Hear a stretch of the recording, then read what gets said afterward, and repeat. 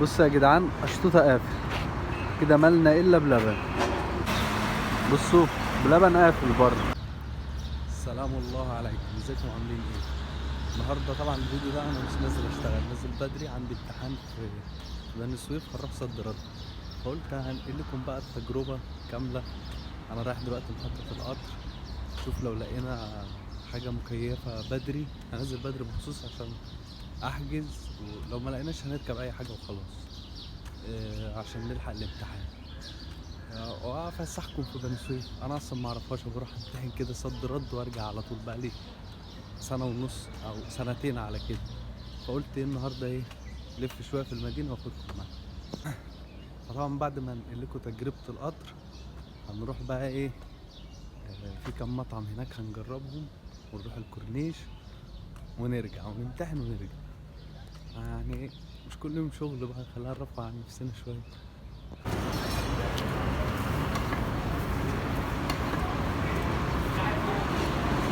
دي فطيرة جواها بسبوسة وسكر.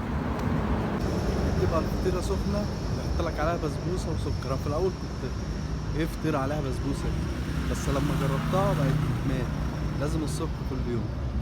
بس احنا حجزنا اهو الساعة 7:70، بس أنا مش عارف كنت بركبها أغلى من كده. شاكك إنه حجز لي في الروس العادي.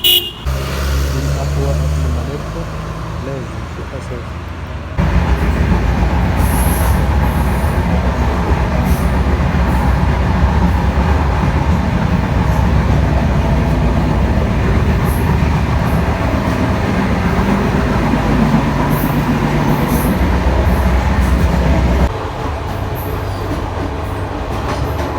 احنا كده وصلنا بني سويف، لسه نازل من القطر حالا.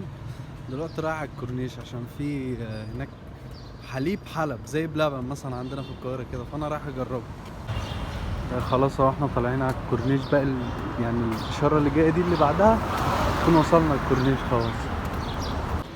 كده احنا يعتبر خلاص طالعين على الكورنيش. دي مدينة هادية ومتواضعة، عجبني هنا، يعني في نظام شوية عن باقي المحافظات مثلا في الصعيد وكده.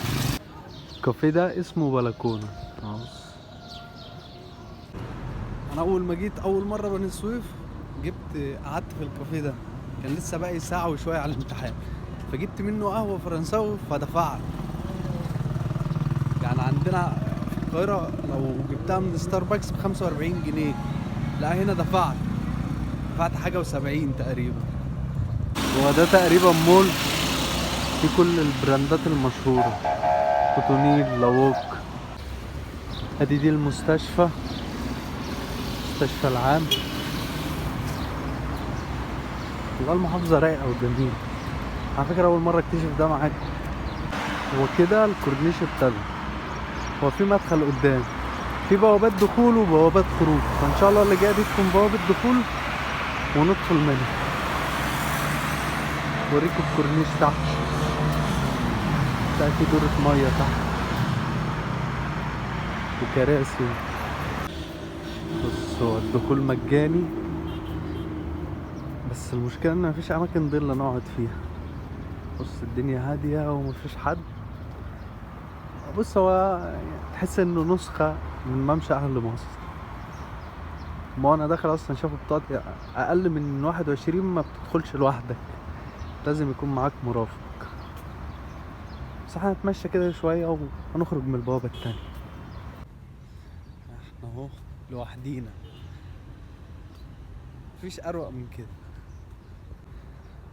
هو احنا عندنا في المنيا او في القاهرة الكورنيش مفتوح، ده في بلبن فوق اهو، هنطلع له.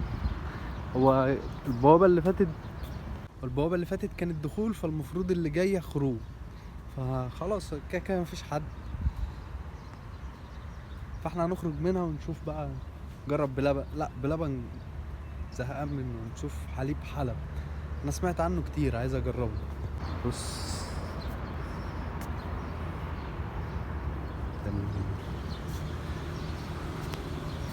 الجو حر. دي دورة المية أعزكم الله، بس والله العظيم نضيفة.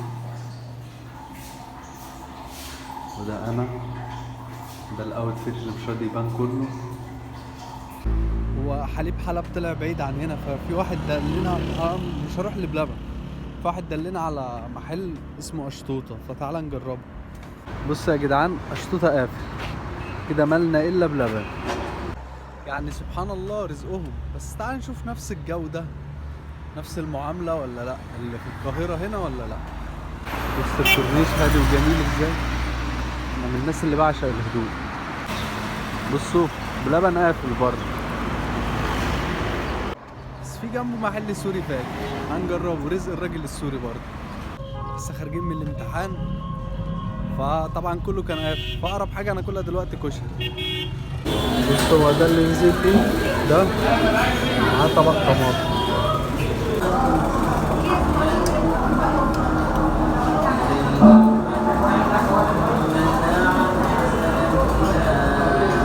اديناها واحده اوريو بدل بلبن ومرضيه.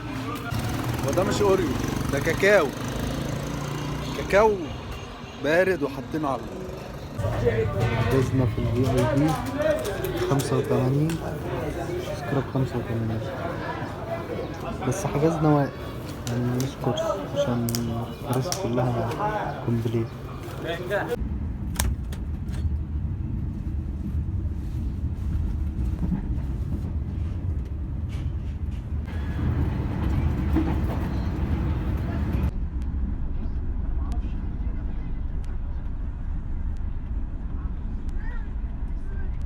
بس انا كنت راكب القطر ده الفي اي بي، دلوقتي في محطة